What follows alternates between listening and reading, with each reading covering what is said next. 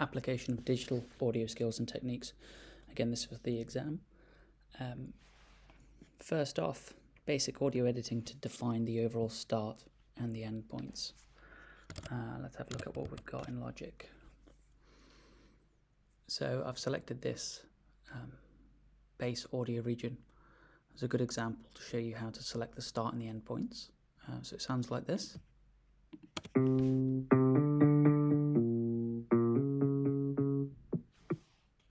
which is typical of the kind of thing that they're going to give you in the exam. So we can see to begin with, it doesn't start at the beginning. There's some silence. And this is going to play havoc if you try and copy this over and place it in different, and even try and loop it, because it will always loop with a bit of silence at the beginning. So let's edit this so it starts at the right time. So what I'm going to do is I'm going to zoom in.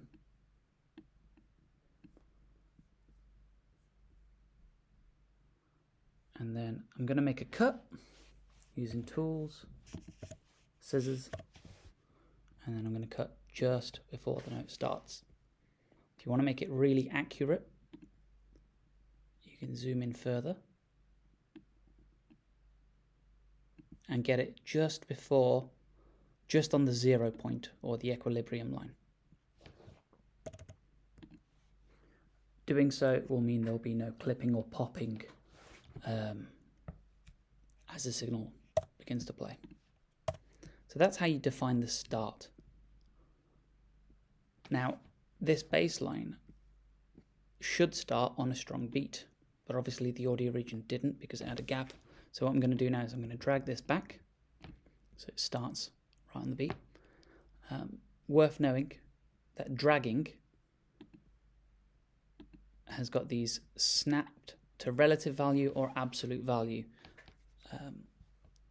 The absolute value selection is a much easier one to work with because it will snap it to strong beats, which you're going to be using in your project. So that's how you define the start. Now let's have a look at the end.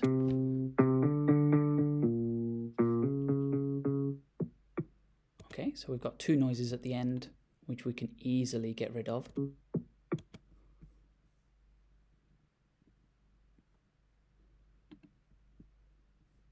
Same process as before. Tool, scissors, cut, tool, tool. Now, they will give you sounds that sound like errors or accidents or things that you might not want to use. Don't throw that stuff away. Keep it on the side. You never know how you might use it later on, and it will score you bonus points by being able to use this in a creative way and by showing off different skills. So I'm just going to copy that over there for now. Right, let's look at what else is wrong with this. So first off, let's make sure it's in the same tempo as our project. To do that, we can double click on the audio region, click on Smart Tempo, and we can ask it to analyze it.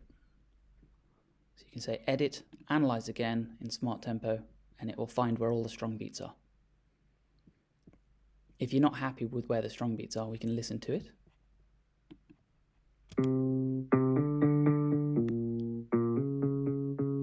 Okay, we can tell that there's an audio issue here, a timing issue in this note here, but everything else seems to be fine to me. Now that we've done Smart Tempo, we can get rid of the editor, click on the channel and open up the inspector. We can then say Flex and Follow, turn that on. What that means is now if I change the tempo of my project because my client wants a slower piece, and I slow it down to 110, because I've got this turned on and because we've analyzed it, it will now play it correctly at the right tempo without you having to do much. So that's how you define the overall start and the end points, doing so accurately. Removing unwanted noise or errors, that's one of the ways, just using scissors. And now let's have a look at this area here. Accurate audio editing to define start and end points, including regions of audio and removal of unwanted noise and errors, including the appropriate use of audio functions to improve clarity. So let's go and fix the timing of this last note because it sounds out of time. So to do the timing fixes, we need to select flex. And then from the drop-down menu, we can select flex pitch, rhythmic. I mean, the automatic one will probably work. And then if we zoom in, we can see that every single note lines up to the grid, apart from this very last note. Let me just play it for you.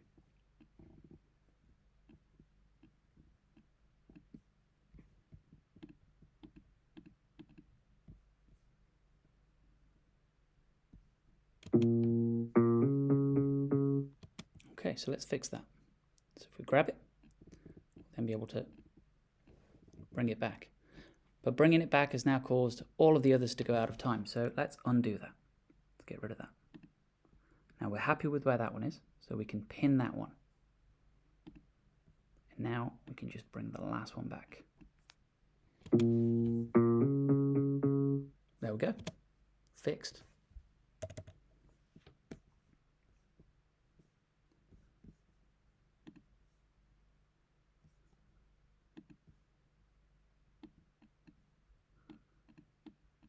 Something else that we could do with this is check the pitch of it. We'll check that in a moment. So now that I'm happy with this, I want to make sure that it is exactly 2 bars long so I can loop it. Because at the moment, if I was to start looping this here, it's going to loop incorrectly. The strong beat is no longer going to be on beat 1. So let's fix that. What I'm going to do is I'm going to use tool, scissors, cut it at the end, get rid of the end, and then I'm going to use a fade to recreate that note becoming quieter. Let's have a listen to that.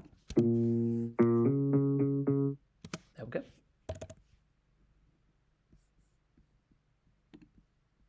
Now if I loop this, it will create a perfect loop where the strong beat will be at the start of the bar.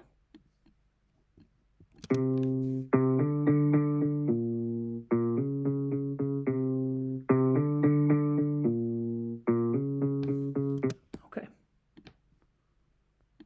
Now that I've done all these edits, what I'm going to do is I'm going to bounce it in place so the computer doesn't have to work out how to use its energy and memory on doing this process every single time I want to listen to this file. So I'm going to bounce it in place and I'm going to mute the old one. And I'm not going to need an audio tail. There we are. So now that's my old one. And this is my new one, which has got all of the edits, but without having to use the computer to try and work them out every single time. What I'm going to do now is I'm going to check the tuning of this bass to see if it's in tune. So I've done the flex time. Now I'm going to be doing flex pitch. So again, I'm going to activate flex. This time I'm going to select flex pitch. This will allow me to double click on the note, turn on flex, and there I can see if all of my notes are in tune, which they are. If they weren't in tune, we would see that some notes might be dragged up, or they might be between 2 notes. Let's just play that so you can hear it. Wow. Apologies for that.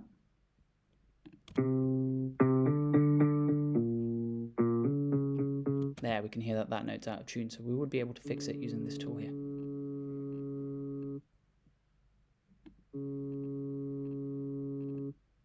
There we are. If this bass line didn't work with the key of your song, you can move around the notes to a completely different note, just like you can in MIDI, and create a new bass line. For example, I can grab this one using the hand symbol and move it up to here.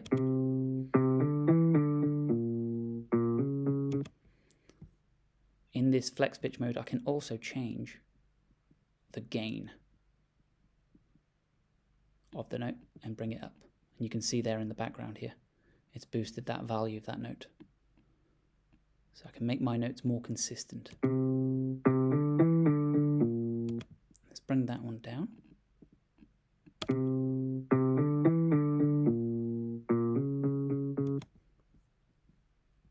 Now that it's in this function, you can still use all of the same tools that you could in MIDI quantize. You can even time quantize them. So let's add swing, 8th note swing to these notes here.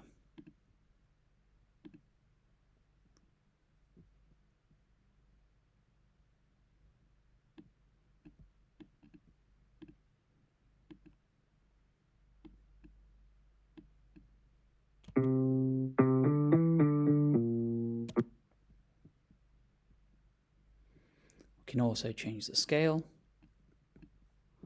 So at the moment this is in C major. Let's see if we want it to work in C minor. Let's make this bigger so it's really obvious for you. There we go. So there it's moved that note up. Because this is an automatic process, you might actually find that note sounds better.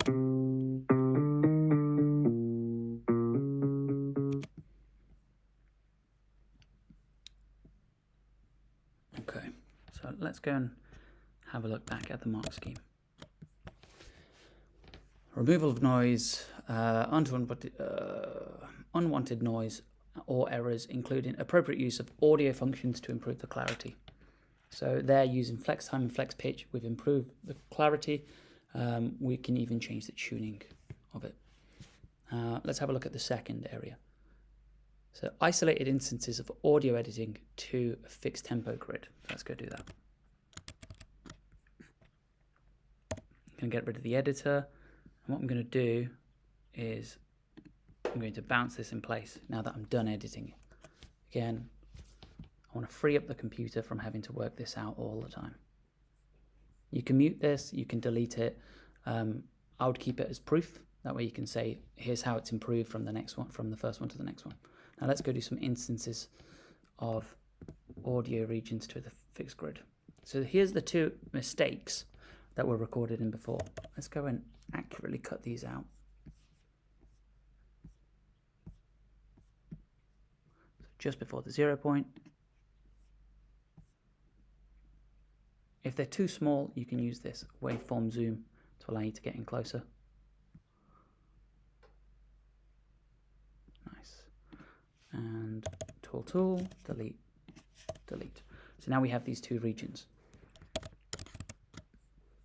Isolated instances of audio editing to a fixed tempo grid. So the tempo grid is these lines behind us. If I take one of these and slide it up to the tempo grid, that's proving that you can line up audio to the tempo grid.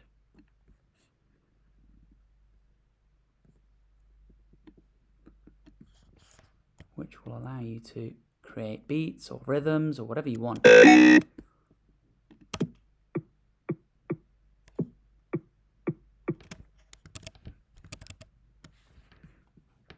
Audio slices are fitted to the tempo of the piece.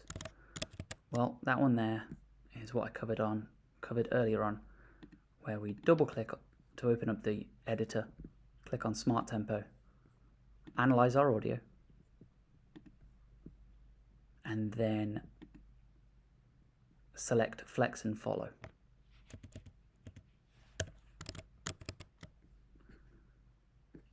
To move on to this bracket here, multiple instances of accurate time and manipulation of audio slices to fit the tempo and develop the piece musically. So it's the same as before, just doing it multiple times and creating musicality, being musical with it. The last section here to get the top mark is accurate time and pitch manipulation of multiple instances, so you have to do it multiple times, of audio slices and in comping of audio parts appropriate to and enhancing the musicality of the piece. What the hell does that mean? Accurate timing manipulation, that is flex time and flex pitch.